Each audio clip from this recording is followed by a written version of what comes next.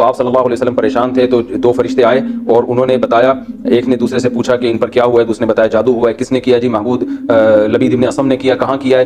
فلاں جگہ کیا، بنو زریق کا ایک کنواں تھا وہاں کیا ہے۔ کس چیز پہ کیا ہے؟ ایک ایک چیز کا سوال ایک فرشتہ پوچھتا، دوسرا جواب دیتا۔ کھجور کی چھال پہ کیا ہے، اور آپ صلی اللہ علیہ وسلم کی کنگھی جس میں بال مبارک تھے ان بالوں کو لے کے کیا ہے، اور اس میں گھریں لگائی ہیں، تانت میں جو ہے، جو کھجور کی ایک دھاگا ہوتا ہے، تانت کھجور کے دھاگے سے بنتا ہے وہ، اس میں گھروں میں کیا ہے۔ تو پھر آپ صلی اللہ علیہ وسلم گئے اور وہاں پر یہ سب کچھ آپ نے وہ جادو نکالا، اور آپ صلی اللہ علیہ وسلم کو شفا ملی، اور سورہ فلق اور سورہ ناس بھی نازل ہوئی، اور آپ صلی اللہ علیہ وسلم ہمیشہ یہ سورت پڑھا کرتے تھے۔ تو پہلی تو میں آپ کو اس سورت کے ضمن میں بتاؤں گا جادو کیا ہے۔ دیکھیں جادو کا آج کل بڑا زور ہے، فلاں جادو ساس نے بہو پہ کر دیا، بہو نے ساس پہ کر دیا، فلاں نے ڈمکانے پہ کر دیا، میرا کاروبار نہیں چل رہا۔ تو یہ بات خوب ذہن میں رکھیں کہ جادو اسباب ضعیفہ میں سے ہے۔ اسباب ضعیفہ کہتے ہیں کہ ان اسباب میں سے ہے جن پر اکثر نتیجہ مرتب نہیں ہوتا۔ ہم دنیا میں جتنے بھی کام کرتے ہیں نا، تو ہر کام کے کوئی نہ کوئی سبب ہوتا ہے، ریزن ہوتی ہے۔ مثال کے طور پر آپ کو پیاس لگ رہی ہے، تو آپ کی پیاس بجھے گی نہیں جب تک پانی نہیں پئیں گے۔ تو جب آپ پانی پئیں گے تو پیاس فوراً بجھ جائے گی، آپ کی لازمی بجھتی ہے، اللہ کی عادت ہے۔ بھوک کے وقت جب آپ کھانا کھائیں گے تو کھانا کھاتے ہی آپ کی بھوک مٹ جائے گی، لازمی مٹے گی، اللہ کی عادت ہے۔ تو یہ وہ اسباب ہیں جن پر نتیجہ لازمی، یعنی جن کا رزلٹ ہم دیکھتے ہیں کہ لازمی ہوتا ہے، اللہ کی عادت ہے یہ۔ کچھ اسباب ایسے ہیں کہ وہ اختیار کیے جائیں تو رزلٹ اکثر نکل آتا ہے، لیکن کبھی کبھار نہیں بھی نکلتا۔ جیسے آپ بیمار ہوں اور آپ علاج کرتے ہیں تو عموماً فائدہ ہو جاتا ہے، لیکن کبھی کبھار فائدہ نہیں بھی ہوتا، دوائیں کھاتے رہتے ہیں کوئی اثر ہی نہیں ہوتا۔ تو یہ وہ سبب ہے جس پر اکثر رزلٹ نکلتا ہے۔ تو پہلی جو قسم ہے جس میں لازمی نتیجہ نکلتا ہے، اس کا شرعی حکم یہ ہے کہ ایسے اسباب کو اختیار کرنا فرض ہے۔ مثلاً آپ کو پیاس لگ رہی ہے، پانی آپ نہیں پیتے اور آپ اللہ پہ توکل کرتے ہیں کہ اللہ میری پیاس بجھا دے گا، اور اسی پیاس سے آپ مر جاتے ہیں تو آپ کو ثواب نہیں ملے گا بلکہ خودکشی کا گناہ ملے گا، کیونکہ اللہ بتائے گا قیامت کے دن کہ میں تو جب بھی کسی کی پیاس بجھاتا ہوں تو پانی کے ذریعے بجھاتا ہوں، تم نے صرف دعا مانگی، پانی پینے کا انتظام کیا نہیں، تو میں تمہاری پیاس نہیں بجھاؤں گا اور تم مر جاؤ گے تو خودکشی کا گناہ ملے گا۔ اسی وجہ سے کہتے ہیں کمانا فرض ہے تاکہ انسان روٹی کھا سکے۔ اس معاملے میں اللہ پہ توکل تو کرنا ہے، لیکن توکل کا یہ مطلب کہ اسباب اختیاری نہ کرے، یہ حرام ہے، ناجائز ہے، اور مر گیا تو خودکشی کا گناہ ہوگا۔ دوسرا جو اسباب ہیں جن میں آتا ہے کہ کبھی اکثر نتیجہ مرتب ہو جاتا ہے لیکن کبھی کبھار نہیں بھی ہوتا، وہ ہے بیماری میں علاج کرنا۔ اب آپ بیماری میں علاج کرتے ہیں تو اکثر ٹھیک ہو جاتے ہیں لیکن بعض دفعہ نہیں بھی ہوتے، تو یہ والا سبب جو ہے نا، یہ اختیار کرنا سنت ہے، فرض نہیں ہے۔ یہی وجہ ہے تمام فقہا کا اس پر اتفاق ہے کہ اگر آپ بیمار ہوئے اور آپ نے علاج نہیں کرایا اور آپ مر گئے تو گناہ نہیں ہوگا، آپ کو خودکشی کا گناہ نہیں ہوگا۔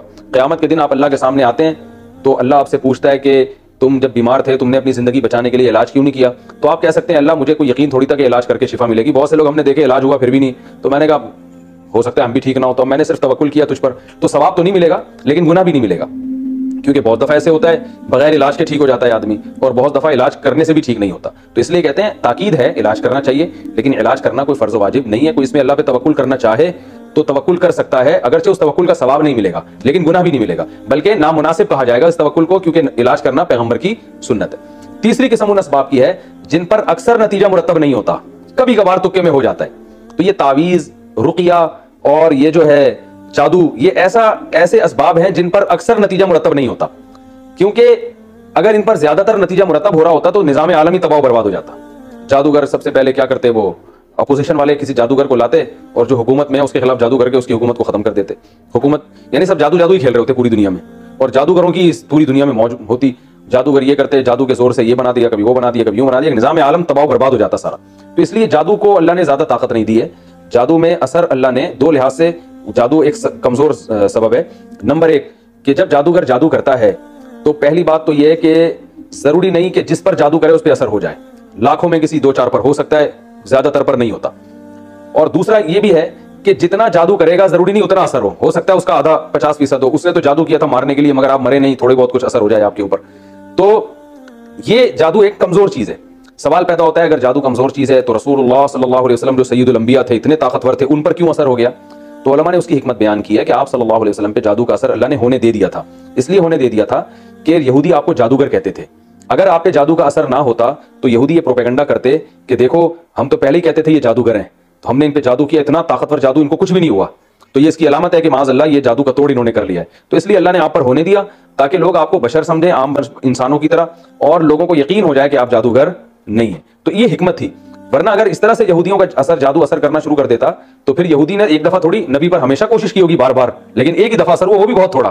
اور پھر نبی کے علاوہ یہودیوں نے تو کوشش کی ہوگی حضرت ابو بکر پہ کریں، حضرت عمر پہ تو بہت زیادہ کی ہوگی، کیونکہ حضرت عمر کی خلافت سے اسلام کو اتنا فائدہ ہوا کہ یہودیوں کو تو حضرت عمر نے ویسے ہی مدینہ سے باہر نکالا ہے کہ تمہیں تو ایگریمنٹ ختم ہو گیا، تم جاؤ، تو یہودی یہ کہیں چھپ کے بیٹھ کے کر لیتے۔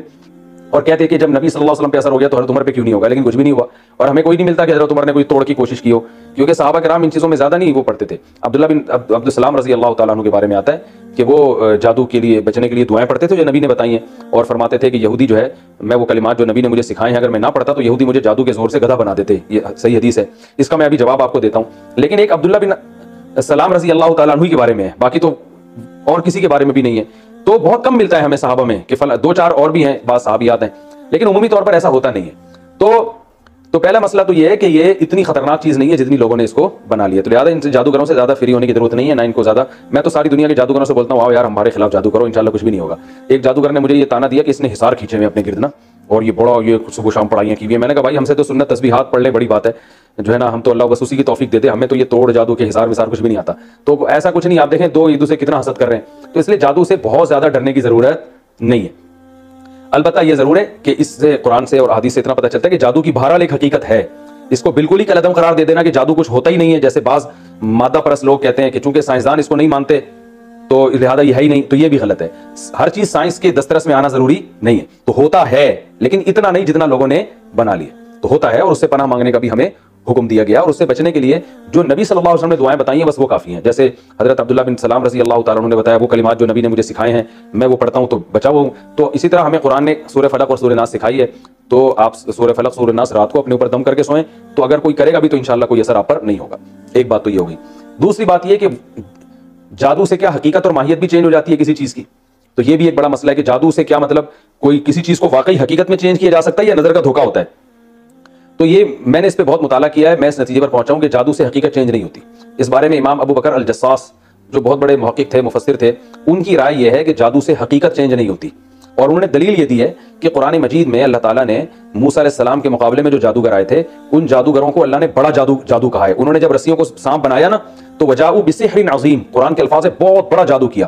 تو اس بہت بڑے جادو کے بارے میں قرآن کے الفاظ ہے یخیل الیہ من سحرہم انہا تسعی, ان کے جادو سے لوگوں کو ایسا لگا کہ یہ لاٹھیاں اور یہ رسیاں سانپ بن گئی ہیں. قرآن کے الفاظ ہیں یعنی حقیقت میں وہ سانپ نہیں بنی تھی بلکہ یخیل, لوگوں کو یہ لگا کہ یہ سانپ بن گئی ہیں. تو وہ کہتے ہیں جب اتنا بڑا جادو جس کو قرآن بڑا جادو کہہ رہا ہے اس سے بھی وہ لاٹھیوں کو حقیقت میں سانپ نہیں بنا سکے, بلکہ لوگوں کی نظروں میں انہوں نے جو ہے نا خاک پھینک دی اور مسمرزم کیا, اور لوگ دیکھنے میں لوگوں کو لگا کہ یہ سانپ ہے. تو جب اتنے بڑے جادو سے کوئی چیز حقیقت میں چینج نہیں ہوتی, نظر کا دھوکا ہوتا ہے, تو آج کل کے جو جادو ہو رہے ہیں اس سے کہاں حقیقت چینج ہو سکتی ہے. تو یہ ان کا موقف ہے, بہت مضبوط ہے. اور وہ یہ کہتے ہیں کہ جادو اور معجزے میں فرق یہی ہے کہ معجزے میں حقیقت چینج ہو جاتی ہے. تبھی آپ دیکھیں موسیٰ علیہ السلام نے جب لاٹھی پھینکی ہے تو ایک دم سانپ بن گئی, تو جادوگر فوراً سجدے میں گر گئے اور کہنے لگے ہمیں رب پر ایمان لے آئے. تو جب فوراً اسی وجہ سے گر گئے انہوں نے کہا یار یہ تو حقیقت میں چینج ہو گئی نا, تو حقیقت میں کیسے چینج ہو سکتی ہے. تو اس سے پتہ چلتا ہے کہ جادو کے زور سے کوئی چیز حقیقت میں چینج نہیں ہوتی. البتہ ہمارے ہی بعض اکابر میں ماضی قریب کے اکابر ہیں, ان کی رائے یہ ہے کہ جادو سے حقیقت بھی چینج ہو سکتی ہے, اور اس پر کوئی ہمارے پاس دلیل نہیں ہے کہ حقیقت چینج نہ ہو سکے. عین ممکن ہے ہو سکتی ہو. اور اس کی دلیل میں عبداللہ بن سلام رضی اللہ تعالیٰ عنہ کا قول پیش کیا جاتا ہے کہ وہ یہ کہتے تھے کہ یہودی جادو کے ذریعے مجھے گدھا بنا دیتے. تو جب انسان کے لیے گدھا بننا ممکن ہے جادو کے زور سے, تو باقی چیزیں بھی بن سکتی ہیں. اور لیکن یہ بات اس لیے درست معلوم نہیں ہوتی کہ عبداللہ بن سلام کے قول میں تعویل کرنا یہ زیادہ ہمارے لیے آسان ہے, اور جادوگروں کو یہ اختیار دے دینا کہ وہ حقیقت چینج کر سکتے ہیں, اس پہ جو اشکالات لازم آتے ہیں وہ زیادہ مشکل ہیں. کیونکہ امام ابو بکر جساس نے یہ اشکال کیا ہے کہ جادوگروں کی جو اپنی حالت ہوتی ہے نا, یہ سارے غریب ہوتے ہیں, لوگوں کے چندے پہ پل رہے ہوتے ہیں. تو اگر یہ جادوگر حقیقت کو چینج کر دیتے تو یہ تو لوہے کو سونا بنا دیتے, چاندی بنا دیتے, اور یہ اتنی اگر اختیارات ہوتے نا ان کے پاس تو یہ ایسے ننگ دھنگ حالت میں نہ ہوتے. یہ تو لوگوں کے چندوں پہ پل رہے ہوتے ہیں. تو یہ بڑی مضبوط دلیل ہے. اور انہوں نے ابو بکر جساس نے رحمہ اللہ نے ایک دلیل یہ بھی دی ہے کہ ہم دنیا میں کہیں بھی نہیں سنتے کہ جادو سے کسی حقیقت کو چینج کر دیا گیا ہو, کہیں ہمارے پاس ایسی کوئی مستند خبر کبھی بھی نہیں آئی. تو اس کا جواب ہمارے بعض اکابر نے یہ دیا ہے کہ بھائی ہو سکتا ہے دنیا میں بہت سی جگہوں پر ہوا ہو, اطلاع نہ ملی ہو ہم نے پوری دنیا دیکھی تو نہیں ہے. تو یہ آج سے 100 سال پہلے کہنا تو آسان تھا, لیکن اب جو الیکٹرانک میڈیا کا دور ہے, پوری دنیا گلوبل ولیج کی طرح بن چکی ہے, اب یہ دعویٰ کرنا کہ دنیا میں کہیں ہوا ہوتا تو ہو سکتا ہے ہمیں نہ اطلاع ہو, اب یہ دعویٰ کرنا ممکن نہیں ہے. دنیا میں ایسا چھما کہیں ہوا ہوتا نا کہ ایک چیز حقیقت میں ہی چینج ہو جائے اور کوئی سائنٹیفک لاجک ہی نہ اس کی, تو وہ خبریں آ جاتی ہیں. تو آج بھی ہم دیکھتے ہیں پوری دنیا میں کوئی جادوگر جو ہے نہ لوہے کو سونا بنا سکا ہے, اور نہ جناب وہ پاکستانی کرنسی کو ڈالر یا ریال میں تبدیل کر چکا ہے. ورنہ عمران خان سب سے پہلے جادوگروں کو بلاتا کہ یار اسی کرنسی کو ڈالر بنا دو, ہم باہر سے اتنے ڈالر لے رہے ہیں, ایک پیٹی میرے پاس پڑی ہوئی ہے, پھونک مارو کچھ کرو, میں تمہیں 6 مہینے کا ٹائم دیتا ہوں. بھائی جلدی نہیں ہے, بلکہ عمران خان کو میں بلاتا سب سے پہلے, بھائی سیدھی سی بات ہے نا. تو میں کہتا بھائی کچھ, تو یہ بیچارے آج تک کچھ بھی نہیں کر سکے ہیں. تو یہ نظر کے دھوکے کے ذریعے تو ہو سکتا ہے, حقیقت میں کچھ بھی نہیں ہوتا. تو اس لیے میرا موقف یہی ہے کہ جادو سے حقیقت چینج نہیں ہوتی, اگر ہوتی تو نظام عالم خراب ہو جاتا.